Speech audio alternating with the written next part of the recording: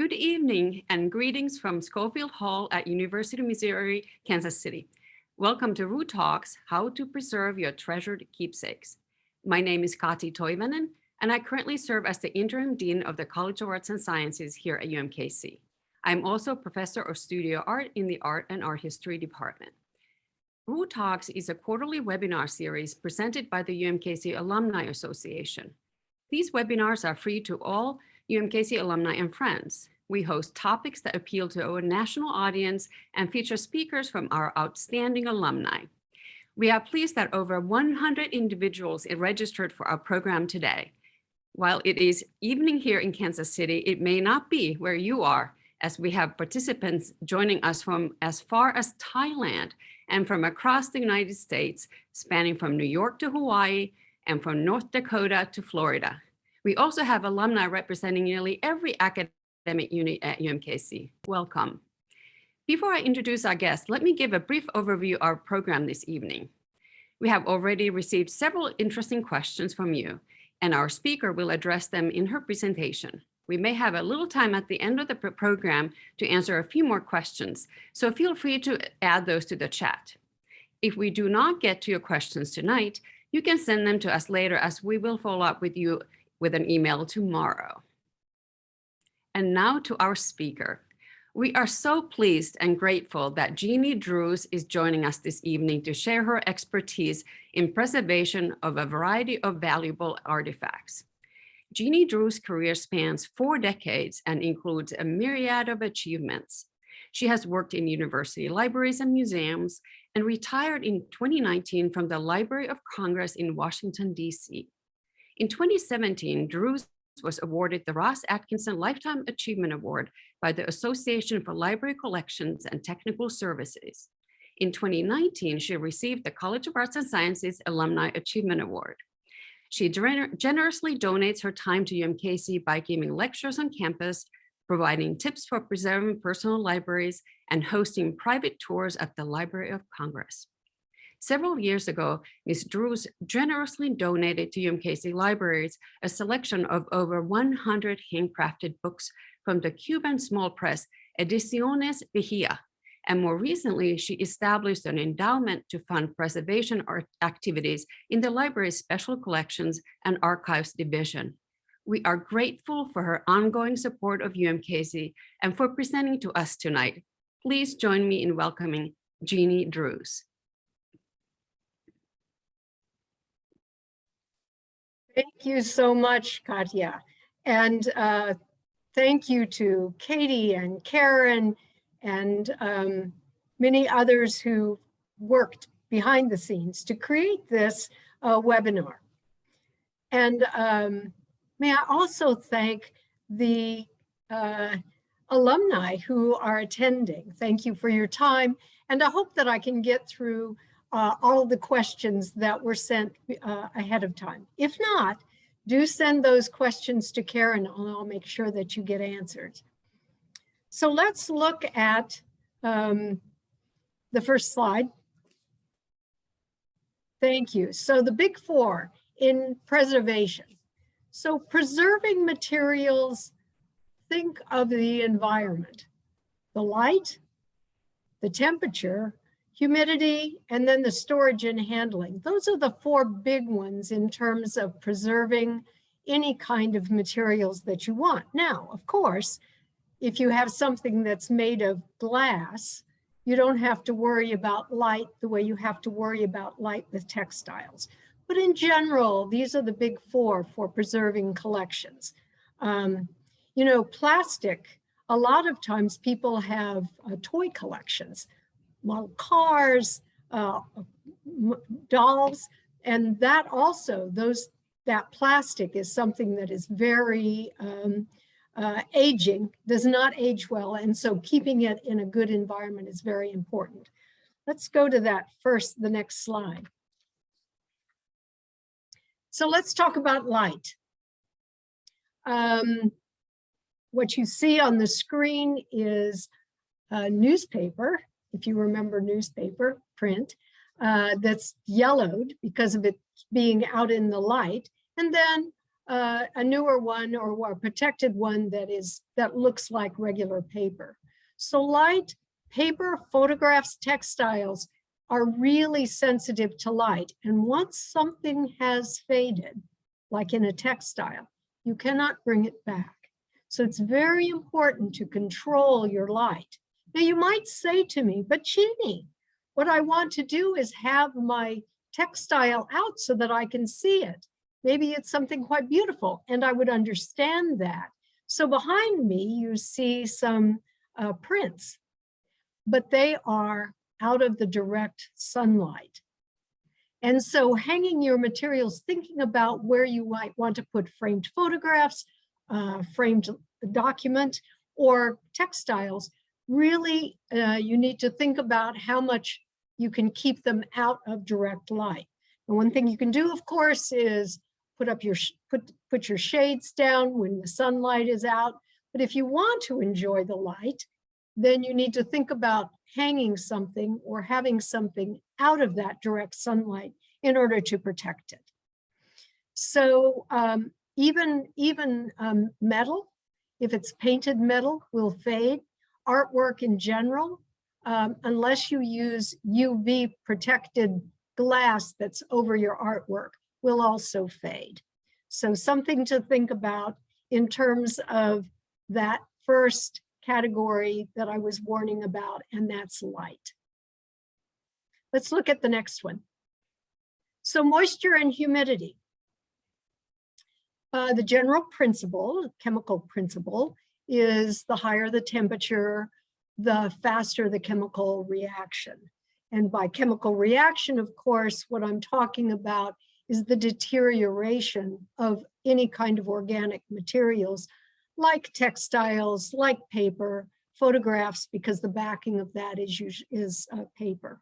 But that's true also for other organics, such as leather, or in the case of a birth certificate, they're sometimes on a animal hide, or even old wedding certificates, wedding documents can be on some kind of animal hide. So all of that is sensitive to deterioration, and keeping a lower temperature is a better way to preserve it. Now, the problem here, if you're looking at this at the slide about moisture and humidity, you can have high humidity. Usually in the summertime in Kansas City, you have high humidity and high temperature. What that means is that environmentally, you do not want to store your precious archives, your precious items in the attic, because the attic generally is not heated, and the moisture can get, it's going to get hot in the summertime, cold in the wintertime, and the humidity often can get trapped there. And so that's not good either. Now, the basement is also not generally considered a good place to store things, not only because you could have water damage from flood, but also because, again, a basement may have too much humidity in the summertime.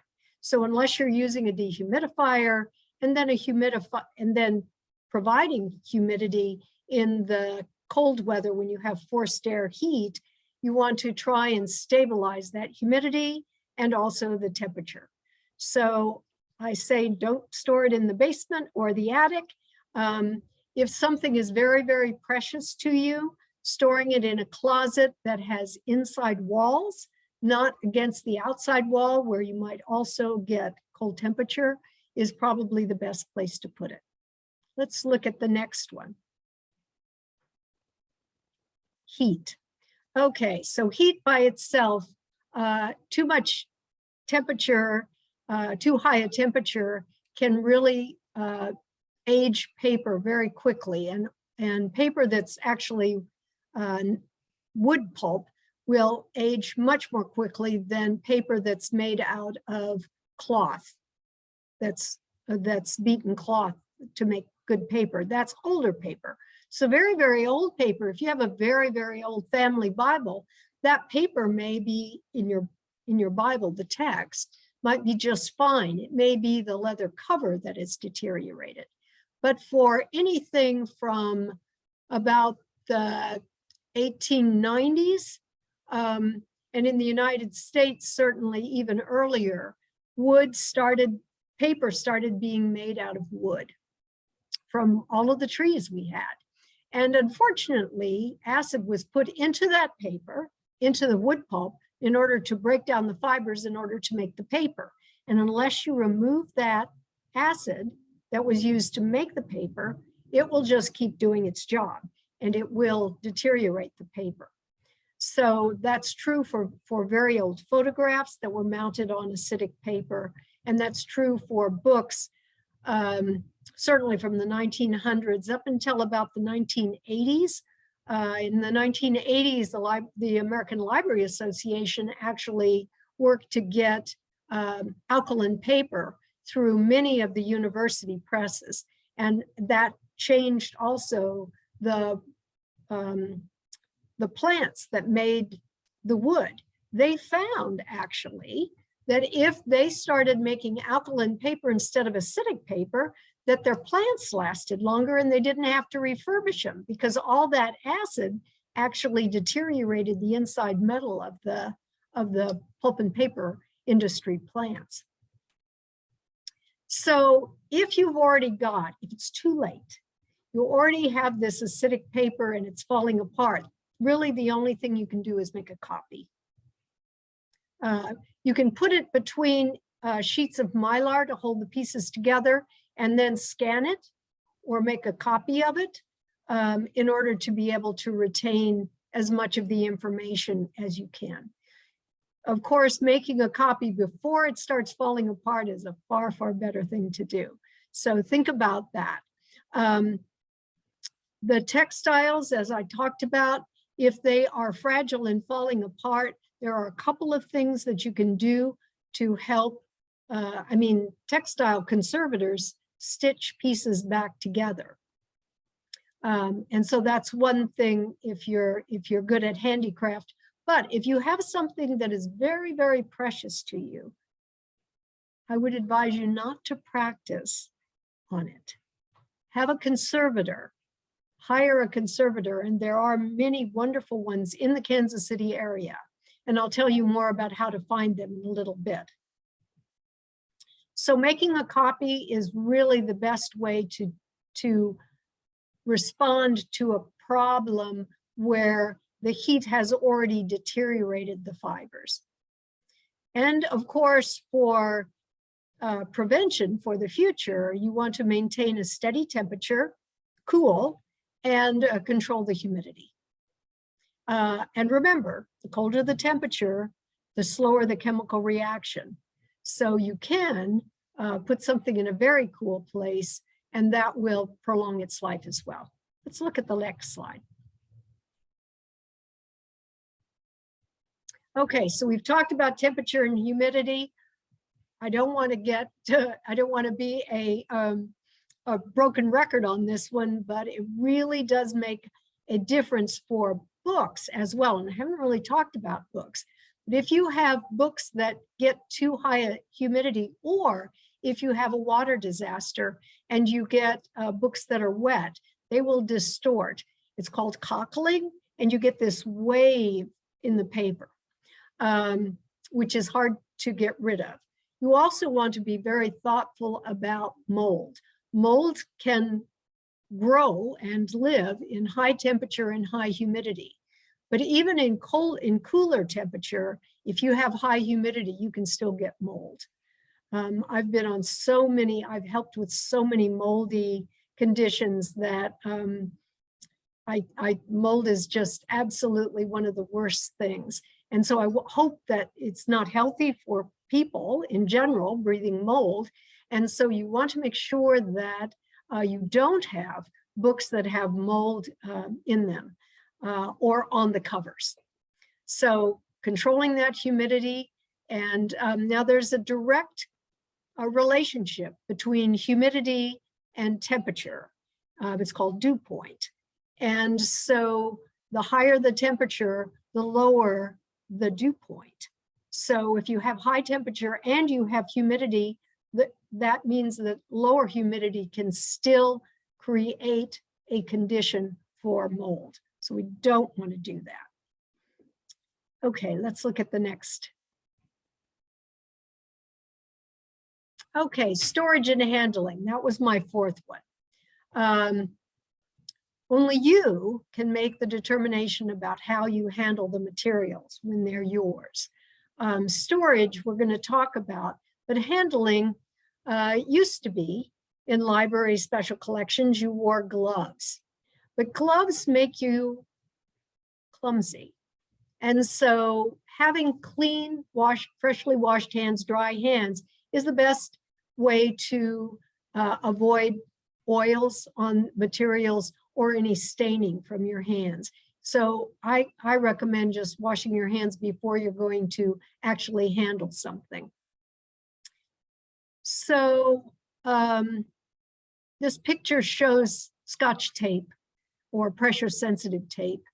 It is so hard to remove, and it is so hard to get rid of the stain. Don't put pressure sensitive tape to hold together your photographs, or you'll have a stain on Grandpa's face. So you don't want to do that. You can use chemicals to remove that stain, but only conservators should be doing that because the chemicals are not healthy, and you need to do it in a fume hood so that you don't breathe in any of the chemicals. So avoid any kind of pressure sensitive tape. And if you're writing on a photograph to say who the person is, if you have old photographs and you want to put a note on it and put it on the back, don't write across the middle of the photograph, just do it on the edge so that that doesn't bleed through and again distort the image of your grandparents or your ancestors. So let's look at the next one. Okay, I'm going to stay on storage and handling a little bit. If you want to avoid handling items, then you can put them in Mylar sleeves, acid neutral folders. If you put them in the Mylar sleeves, they're see-through. You can see both the front and the back, and you don't need to take the item out to see the back of the writing on a letter, say, for example. But organizing your items also so that you put them in chronological order, you put your letters in order by who wrote them, or some kind of organizational process. Why do I suggest that now? So that you'll know where to go and you don't have to look through every single thing to find the one you're looking for, which means that you won't handle it as much. And so the items are going to last longer. If you put them in anything like letters, I happen to have some of the letters that my father wrote to my mother during World War II. And those are all in Mylar L sleeves. And I've scanned them so that I can share them. They were given to me, not because I'm the only child, but because my siblings knew that I could take care of them and also digitize them, which is what I did. For large items like maps or blueprints or large artwork, make sure you have something to support them when you're handling them. And the image that you see here is actually from the Library of Congress. Jeanne is showing an item, and you can see the folder that it's in. And it's a map, and there's a sheet underneath it. So if they need to move it out of the folder, they have something to hold on to that isn't the historic map. So just an example of something that you could do that way. So if you want to put multiple letters, say, in a folder, you can do that, but I would interleave the letters, partially because if they're old, they're probably acidic paper, and so they will bleed into each other. They'll burn each other, actually. And so if you put acid-free paper in between, it provides a protection. Let's look at the next one. So Katya mentioned the Cuban books. So this is one of the Cuban books that I donated. Stuart Hines wrote a grant to NEH for housing that was awarded. And this is a box that's commercially purchased. It's a metal edge box, I believe. And then what we did, I worked with the intern for the summer to come up with a way to house them. What I'd like to point out are those two white flaps. That is what is underneath the book so that you can lift it out of the storage without having to try and get your hand in there or lift it up from the cover. So these Cuban books it's terrible paper. It's called bagasse. It's very acidic. And so by housing them in acid-free materials and in individual boxes, this is going to preserve these materials for much, much longer and make them available to the researchers and the students at UMKC. And of course, it also keeps them safe from the light. So another problem that many people will find are rusted paper clips. Paper clips and pressure sensitive tape. Oh, those are were the bane of my existence all during my career. So avoid using those kinds of fasteners. If you want to hold things together, put them in a separate folder with that paper in between, inner space between the letters, for example, or between the photographs. We'll talk about photos and storage in just a little bit. Rubber bands, if you rubber band things, the rubber bands deteriorate. That's rubber, like the toys that I was talking about that deteriorated earlier. And then they stick to the whatever is on the outside that you put the rubber band around. So much, much better to put your items in folders or boxes. You can wrap them in tissue paper. If you want to put multiple, say you have model cars and you don't have the boxes for them, you can wrap them in tissue paper and set them in your box, in a larger box to store them. And then you can put tags on the tissue paper to say what the car is, for example, if you're storing them by the brand, by the type of car, or by the year that it was that you obtained it or that it is.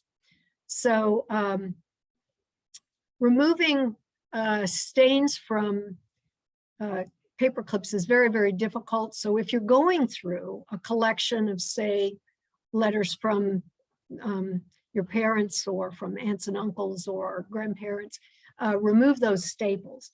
You can those paper clips and staples. Staples also get rusty. You can hold things together with the plastic clips because those won't rust. And you can buy plastic clips at any Staples or most any kind of store, Target, that sort of thing. Let's look at the next slide.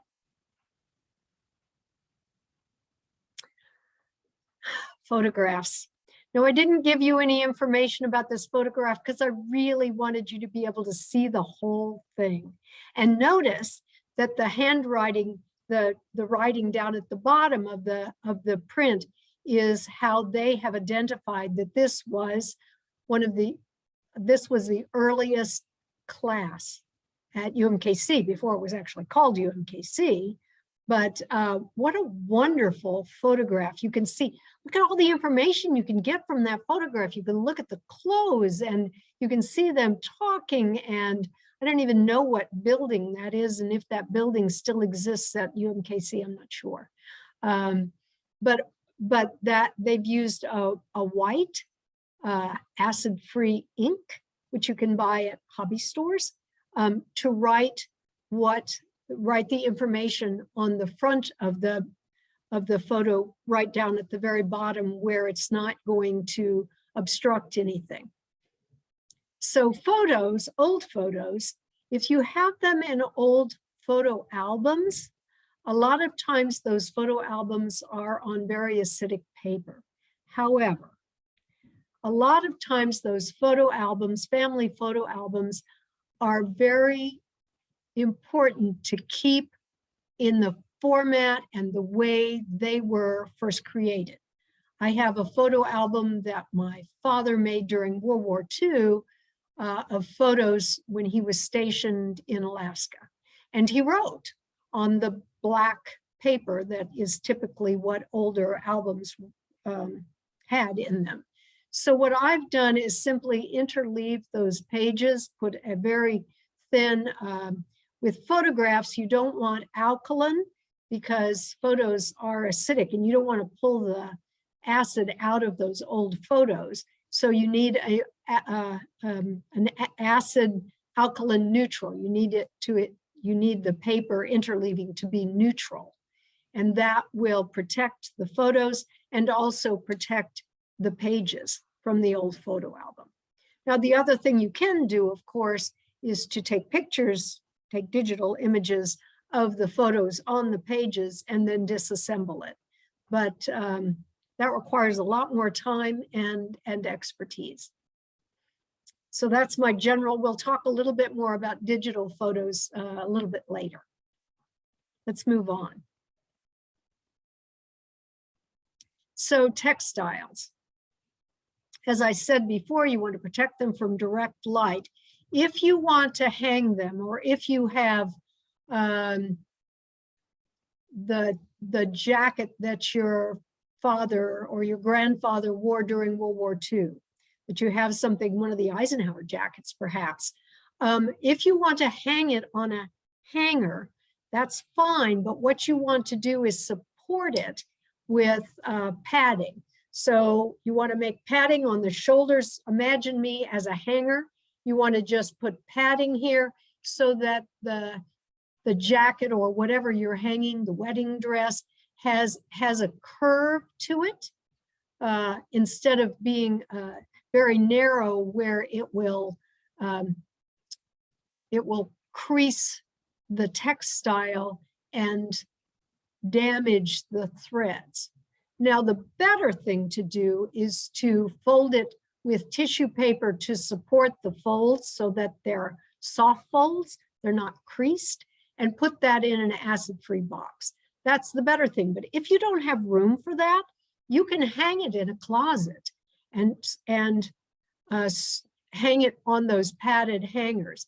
The other thing is, if it's a wedding dress or if it's some sort of long formal, you can support the bottom part of that dress or that gown, or maybe it's a graduation gown, with another hanger so that there's a scoop and then two hangers. So that takes the weight, that takes some of the weight of the textile off the shoulders of the piece that you're hanging. So now it's like a pants hanger, and you hang the other piece over that and put the two hangers together. I mean, side by side. And that will support it so you don't have so much weight at the shoulders of the dress or the jacket or the gown or whatever. I hope that's clear. So when I talk about soft folds, you can roll up tissue paper and put it right at the fold, and that will keep the fold from creasing and will protect the fibers. Okay, let's look at the next category. Okay, wood, metal, and glass. Wood is very sensitive to sunlight. It will fade, it will crack and dry. If it's in layers of wood, like a plywood, or other kind of wood that's layered, it will crack the top part. And so you want to really protect wood from direct sunlight. Also the humidity, if it's very, very dry, it can cause cracking, which is why you need a certain amount of humidity with something that's wood. And then you can protect the wood with coatings like a latex or something like that, that works with wood. You can also use neat's foot oil to keep it moist. That's one thing, that's one way to protect your wood. And then if you have a small piece, whether it's wood, metal, or glass, you want to make sure that if you're displaying it, like on a coffee table, on a shelf, or something like that, you have stable display that will keep it from getting tipped over. Because anything that falls, whether it's metal, wood, glass, a book, a painting, if it falls from very far height, you can have damage to it. It can ding it, it can bend the corners, it can break in the case of glass, of course. So you really want a stable way to display whatever you're doing. And if you want to put it, if you have a sculpture, for example, and you want to put it on a shelf, there's something called museum wax. And what it is it's a waxy, you can break off a piece of it and you put it, you flatten it out, and then you put it underneath the item that you're displaying, like a piece of sculpture, and it sticks it to the, I mean, it comes off, but it'll stick it to the shelf, and it will help keep it stable. The other thing you can do to support something is to make something that goes around it, kind of like a collar that will protect it on its shelf. And that's something that I do for sculptures generally. Of course, if you do break something, you can use super glue and glue things back together. I have a coffee mug that my sister gave me when I was 16, and I still have that coffee mug, although the handle did get broken, but I was able to glue it all back together with super glue. Let's look at the next.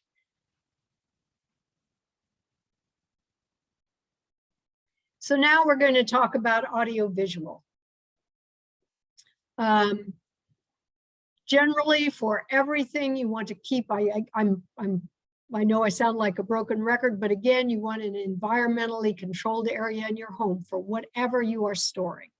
For outdated formats, you can use commercial companies to transfer to newer and stable formats, such as a PDF. And I've given you the FADGI, that's the Federal Administration Digital Guidelines.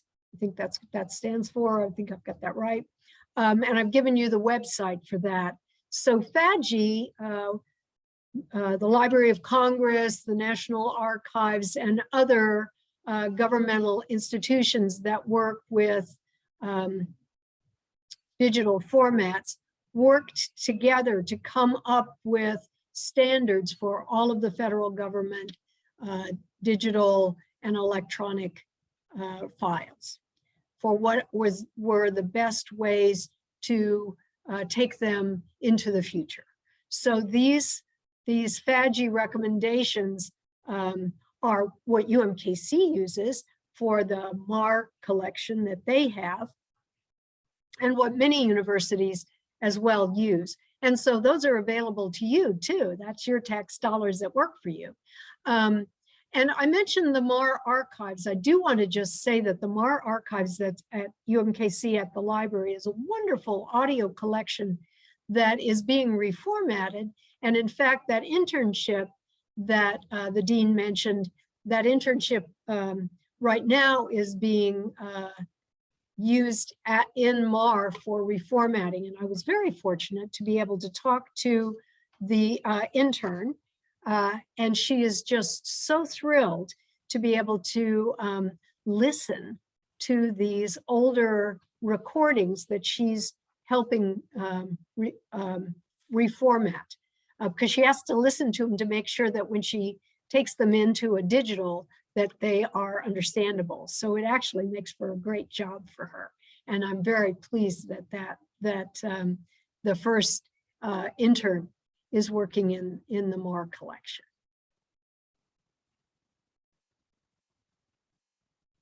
So let's look at the next one. So collecting and donating. At a certain point in our lives, we start thinking about all of the things that we've collected and what's going to happen to it. Now, sometimes Those things are very important to family members, and they pass down through the family. Family Bible is a good example of that. But for example, in the case of the collection that I had, the Cuban books, my daughter, never been to Cuba, not really interested in the material. She doesn't read Spanish, and most of them are in Spanish. And so that's not something she wants.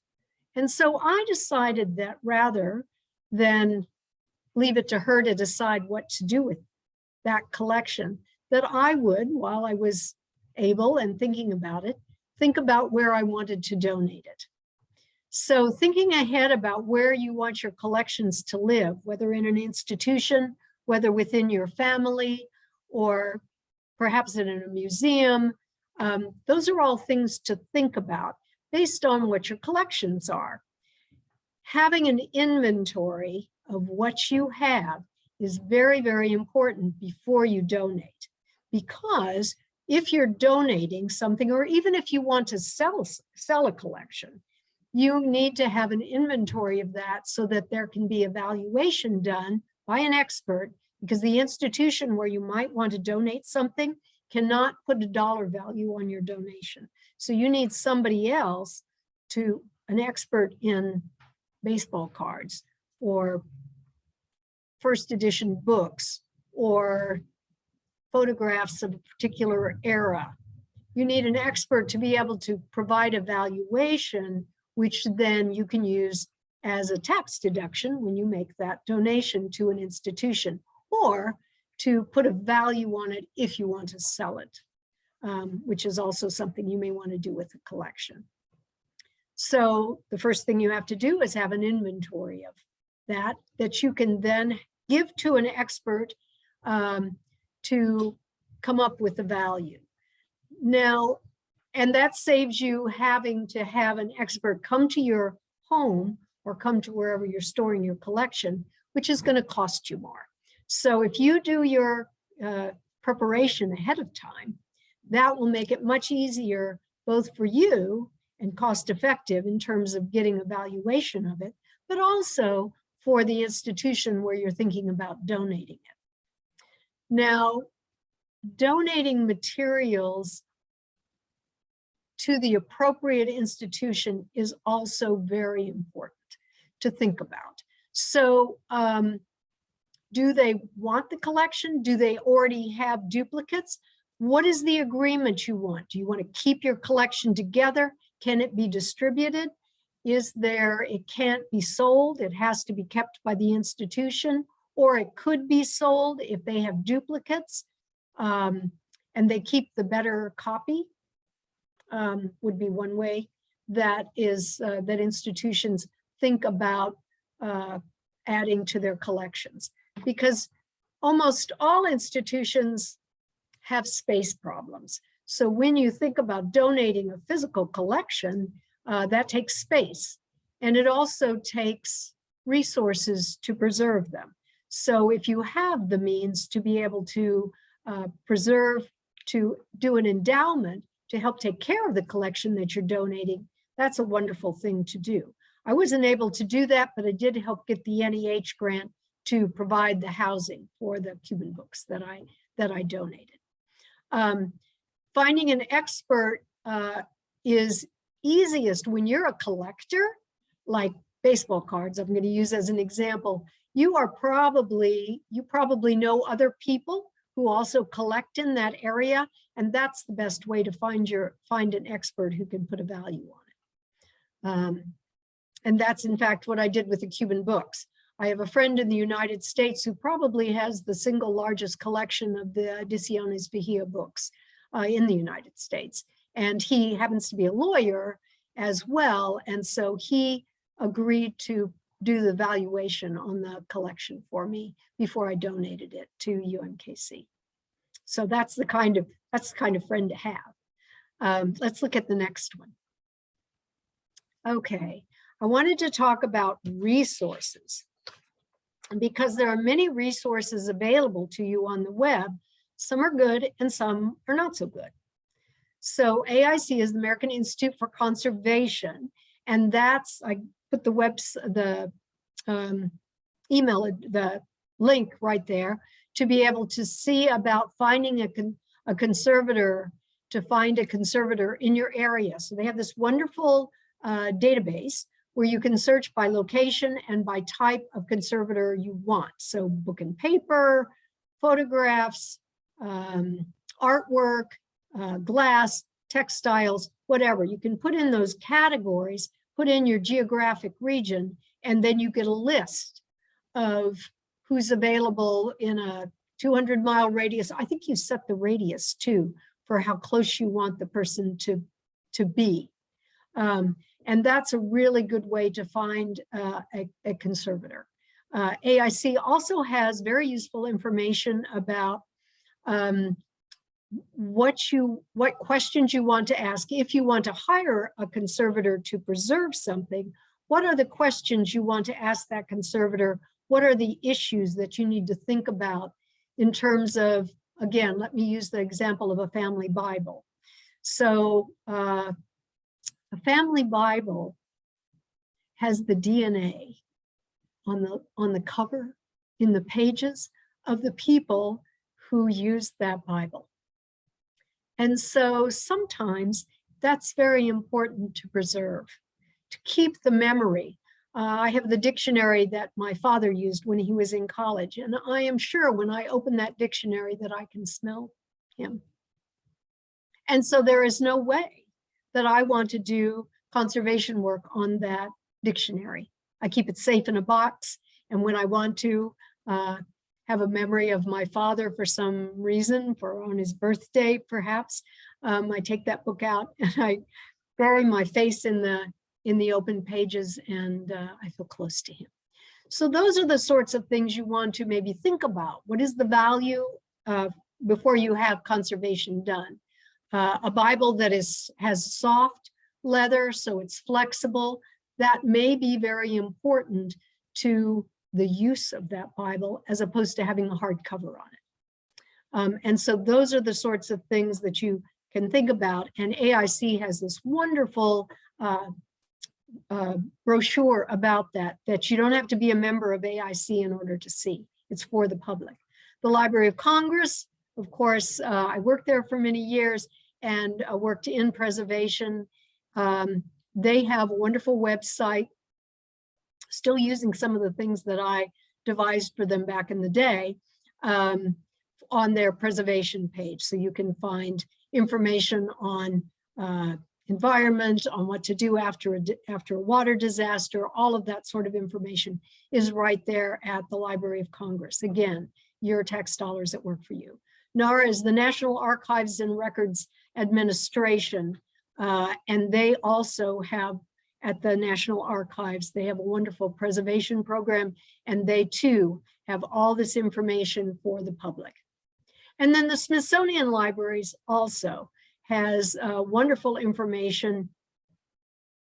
And in particular, they do a really good job of talking about reformatting, because they do a lot of reformatting of photographs. NARA also, of course, has a large, as does Library of Congress. All three of those national institutions have large reformatting programs and provide information about transferring materials from old discs to new discs, digitizing, naming process, naming structures for your photographs, all of those sorts of things that are really helpful before you start a project of preserving your family photographs, for example. Let's look at the next. So now we're into resources. Okay, selecting supplies. I talked about boxes that you can buy. I talked about tissue paper. You don't want to use old tissue paper. You want to use acid neutral tissue paper if you're going to interleave something. You want to really think about the plastic if you're using sleeves, and making sure that what you purchase is something that's not going to off-gas. If you look at this list, so Mylar enclosures, they tell you what to look for Mylar enclosures. I personally don't like envelopes. I like L sleeves. That L is just the two sealed edges, and so you can fold it back and slide your piece in and not have to slip it in and maybe catch an edge that will tear it when you're trying to put it into a safe enclosure. That's why I like L sleeves. L sleeves create a little electrostatic charge when you put it in there, and so they don't move around and they don't fall out. The PAT test is very important for photographic supplies. So as I mentioned, photographs have chemical emulsion on top of the carrier, which is paper, but that you want to not use too strong an alkaline paper for your photographs. And so that PAT test will protect is the correct type of materials for storing photographs, whether it's a box, whether it's an envelope, or whether it's mylar closures. And then your plastics. So some people like to use those plastic under the bed storage to store things. It's a great way to put things underneath the bed, and now they're safe in your air-conditioned, heated bedroom. But they're not taking up space in your closet where you want to put your clothes. And so under the bed storage is not a bad idea if you have limited amount of space for storage. But that said, you want to make sure that the plastic tub that you're using is not going to off-gas and slowly deteriorate the materials, like the textiles, that you have in that plastic tub. So there's information about that too for the standards for plastic storage containers. And then FAQs, the frequently asked questions. I gave you the one from Library of Congress. Many of the questions come out of Ask a Librarian. So the Library of Congress has this wonderful system where there's a radio button on many of their web pages and on many of the preservation web pages for Ask a Librarian. So you can ask a question, not for homework, but you can ask a question, and within 48 hours, generally, you get the answer back from a skilled librarian who's skilled in that subject area. So if you're looking for information about a Russian language book, and you want to know more about how many of those were published, for example, of a particular book, older one, you could ask at the Library of Congress, and they're going to send that to their Russian expert, who will be able to get that information for you because they read the language, they know the jobbers who sell the product or sell that book. And so they can help you with that kind of information. So for preservation, if you ask a question on any of the Library of Congress, ask a librarian, they will send it on to preservation and you will get an answer back. And I've given you the link also to the supply specifications that I've mentioned more briefly under selecting supplies. Okay, let's look at another one. So archival supplies, I have a disclaimer there. UMKC is not recommending these. I am not saying these are the only or the best, but they are suppliers that I have used in the past and who all of these suppliers provide preservationally sound materials. Some of them provide lower quality that has a lower price point, and so buyer beware. So be sure and look for what the conditions are or what the specifications are for anything that you're going to buy. But these are all companies that I know and have worked with in the past. Let's go, I think there's, okay, so here's that Ask a Librarian link for preservation, and the FAQs also from Library of Congress. And then if you want to just learn more about preservation generally, about the environment, about dew point, about storage, about specifications, about water damage and preserving something that's been water damaged, what are the steps you take? You could ask Karen to email me, but you can also take this course. It's a free course. NEDCC is the Northeast Document Conservation Center, which is in Andover, Massachusetts. They got an NEH grant to create this online general preservation principles. It's called Preservation 101, and it's freely available because the funding came from the National Endowment for the Humanities. And so I've given you this also as an introduction to preservation if you're now inspired and want to learn more.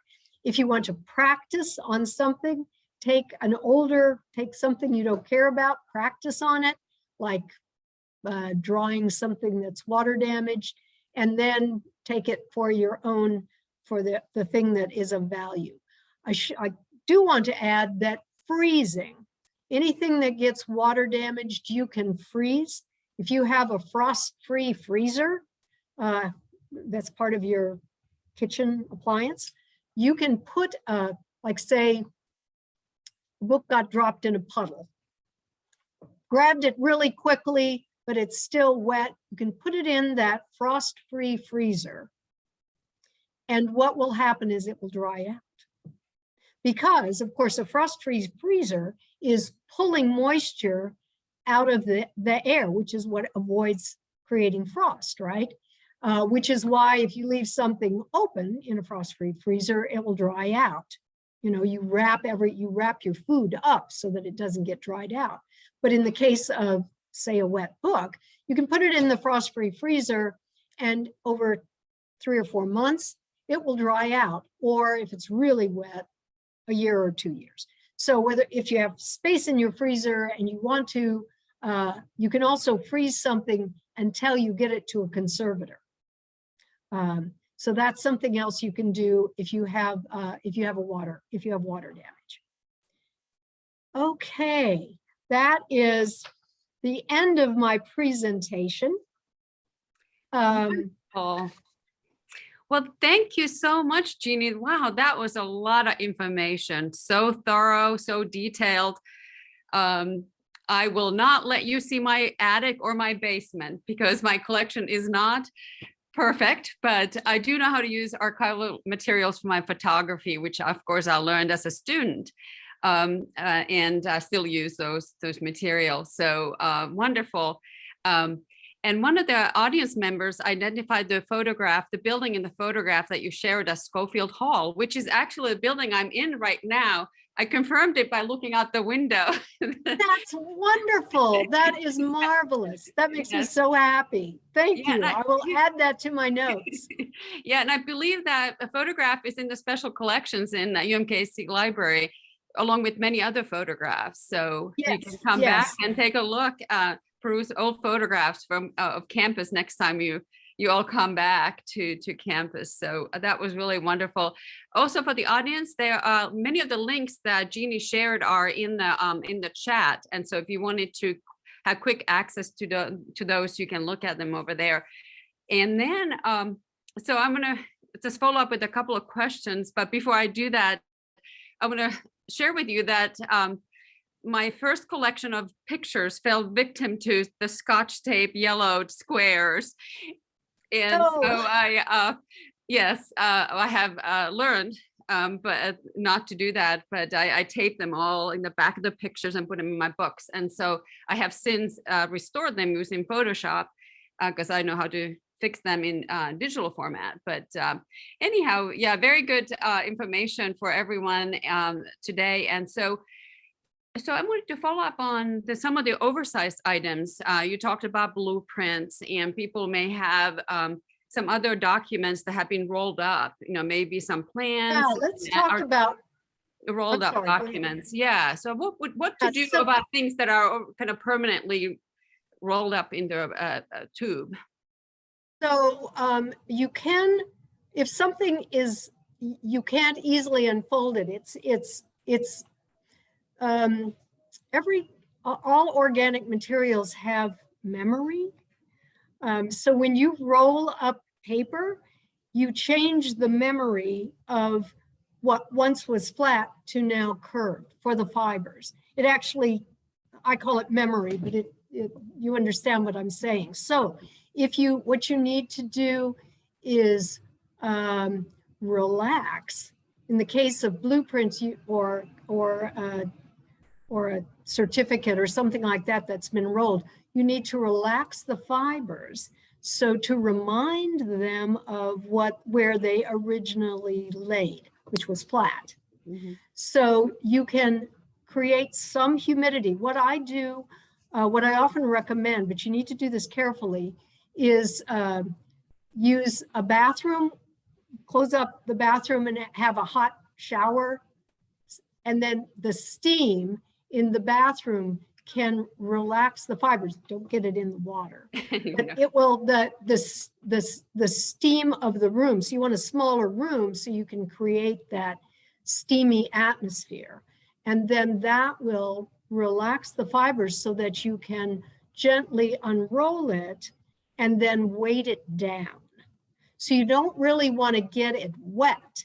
What you want to do is increase the moisture, and that will relax those fibers so you can spread it out. So be ready on your dining room table or a big desk or something where you have paper down on it, and then you put this, say the blueprint, you can now unroll it and you weight it. You can weight it with books, of course, or something else. If you're using bricks, I cover bricks with paper to use as weights. Sometimes if I'm in a situation where I need weights and I don't have anything other than bricks, I just cover them with paper and I can use those to weight them down. Blueprints are particularly fragile in that they are made with an acidic ink. And so they can become brittle and they can also fade. You do not want to use alkaline storage for them because that will turn the blue to brown. And then that's not what you want to do. So if you have original blueprints, I think we had a question about that for somebody's home. They had the original blueprints for the home. You can unroll it, or if you want to keep it rolled, if it's rolled fairly, not too tightly, if you can put an acid-free piece inside that's already rolled, that's smaller, or you can take something like a paper towel roll and cover it with acid-free paper, because paper towel rolls are not good quality paper, and you can slide it in there and then also do the steaming, and that will also help it relax and release. You don't want to force it in. But if they're rolled loosely enough, you can sometimes do that. Now, if you're going to store it rolled, you absolutely need an inner core that is solid, that is acid-free, and then you roll it gently on a roll that's probably like this big around, so that it's not a tight roll. For a document that's smaller, like a certificate. Yeah, we had a question about baptism certificate, which would be a baptism certificate that may or may not be paper. So a baptism certificate may be animal skin. I don't know. It may. If it's not paper, have the person contact Karen, and I'll send some more information. But again, for a smaller thing like that, you can have it in a bathroom where it's steamy, leave it for maybe 20, 30 minutes, check on it in every 10 minutes, I would, to make sure that that moisture isn't accumulating on it, and then unroll it and weight it down and leave it weighted down until it's thoroughly dry. Sometimes it takes several steamings to flatten to get it to relax and change the memory of those fibers. Oh, wonderful. What a great tip. And something anyone can do at home. And summertime, we get humidity anyway. So doing it in the summertime, you've got. Maybe you could do it in the summertime. Don't put it in the sunlight. Yeah, of course. Yes.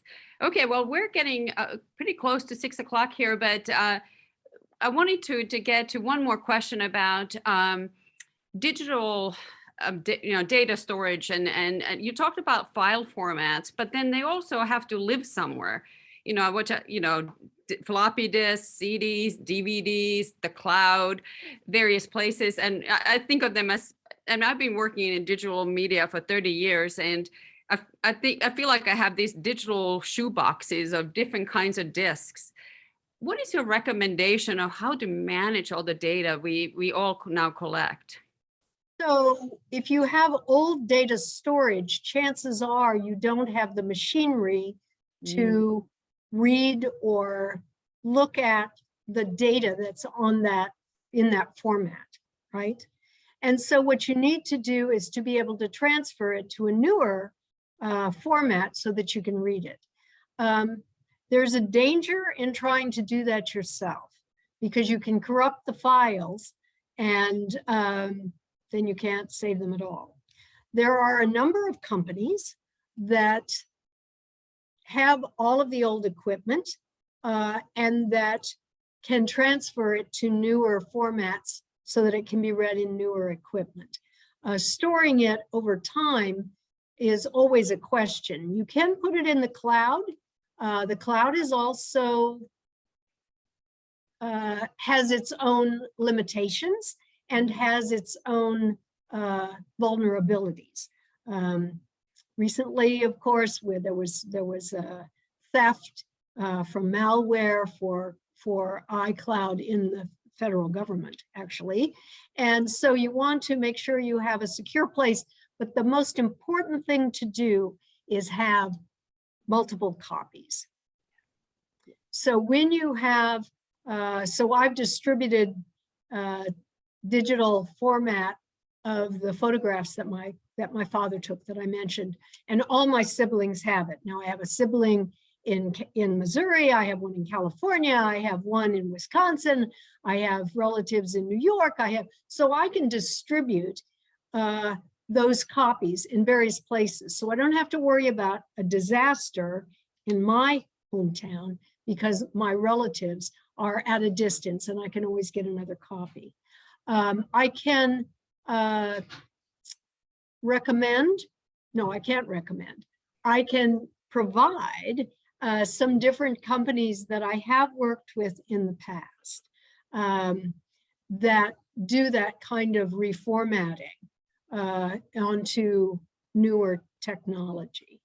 And I think they're quite reasonably priced. I took all of the slides that my father had and I got them all transferred into digital, and I didn't think it was overly expensive. So really thinking about all of those shoe boxes and what of those shoe boxes you can actually still use to still see from the data. When you can't open them up, then you really need to use a commercial vendor. If you can open the files, then you can save it in a newer format. And that's one way, if you do it regularly enough, that you can keep moving your data forward. It takes some work, but that is one way to, on your own, take care of photographs that were from 3 phones ago, or that you still have on maybe on a flash drive, or maybe on a disk that you can still open. Flash drives are great because you often can open those up because they're USB ports, as opposed to a CD where most computers now don't even have CD. You can't even read a CD on a computer. So making sure that you don't leave that older data too long if you want to be able to see or read it for the future. Yeah, it is a lot to keep up with all of our collections and prioritizing the ones that you really want to preserve. I mean, it is a lot, but i- now we know how to do it. Now it's just a matter of doing it. So thank you so much for all the great information. Welcome, and thank you so much to everyone who stayed online and listened to all of these ideas, and for joining me.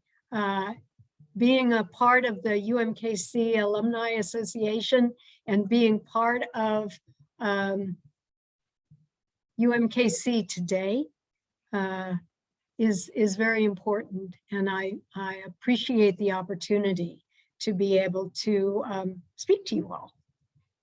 And All thank right. you again, Dean and Katie, who was in the background doing, and Karen, for all of your work setting all of this up and advertising it and carrying it forward into the future.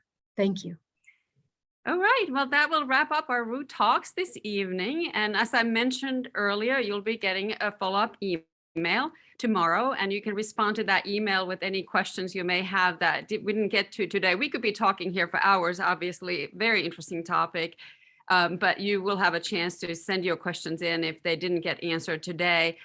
Very special thank you to Jeanne Drewes today for coming and spending this evening with us and sharing her knowledge. And thank you all for joining us this evening. Have a good evening. Thank you.